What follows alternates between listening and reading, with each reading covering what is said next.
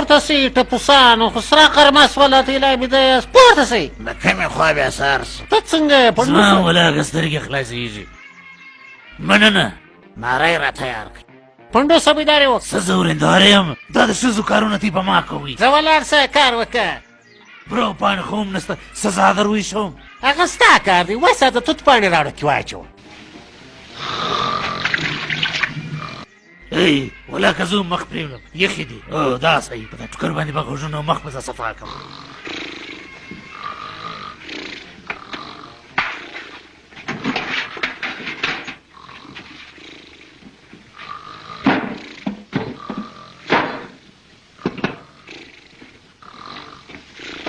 ناری تیاره زر سی بیداره اوس دې وخورو مزهداره یارانو مخان خو پرېولئ ولې پرېمنځو خو به راشه کال مې لا په اختر کې پرېمنځي سکه تا خو د ځان د اوبو مایع جوړ کړی څه شنغرې ګنج مرجان راولش هو وایي دا څه د کورت خوند دی بیزوګیان د کروتو په خوند څه پوهېږي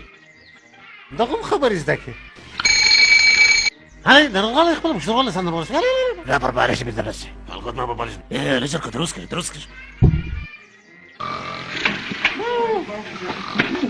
ای زما میاشتیان لا تر اوسه بیده دي زه بیا هم خوښه سم شه دوی لا تر اوسه بیده دي ته به راودرې زما چمې زده دي راپورته کېدو به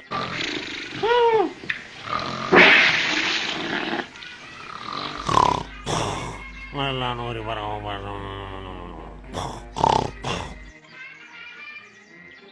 دا اوس داسې راکښېنئ الی راکښېنئ الی راکښېنئ الی راکښېنئ موږ څو واره درته وویل چې راپورته سئ راپورته سئ دا کور کار به څوک کوي ناسیالانو تر اوسه پورې بیده یاست ما خو واده د کور د کارو لپاره نه دی کړی داسې پروت یې لکه ونې کې چې کشنی پروت ستی د لاسه خوب ته نو خلاص دا د ښځو کارونه خو زه نسم کولی زه خو درېدا یم د کور دپاره پیسې ستا پلار ګټي ورسئ دا کار د یوې کوي ما ته مه راشاست ما دغه خوب اوس لا ولیدی خالي د خوب په کتلو کارونه نه کېږي ورسئ نن که بغیر کاره تې راغلي واست نو پښې به مو در ماتې کم دا سمه ده موږ به ورسو کار به وکړو کارونه به خو ستی پلار هم کوي انګرې ټوله ورځ په کور کې جنګونه مازغه دې راوخوړل دا دې ځو کار ته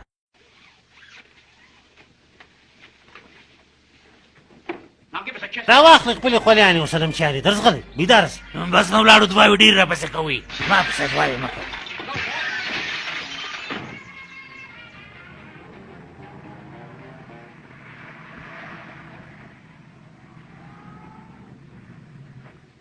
تا د نن په ورځپاڼه کې د مزدورانو دپاره بیان ورکړئ چې زموږ مزدوران په کار دي ما خو بیان ورکړی دی ګورو چې څوک راسي که یا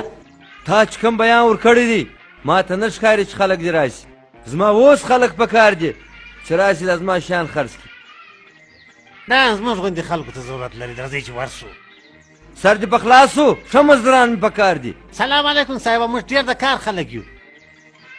صاحبه مې بیخي ډېر کارونه یې موږ د شلمبو مشین لا جوړ کړی ډرمه ګیلوه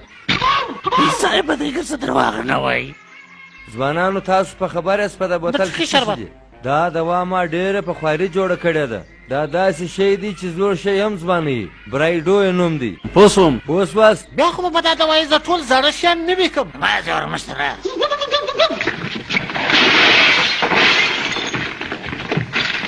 راسي وروره واخلئ زاړه شیان نوي کوي دوایي راسي وروره زاړه شیان نوي کوي دوایي درشي ورکوي صفایي دوایي او وروره راسي واخلئ بیا برباد وکړي اخواته ورسه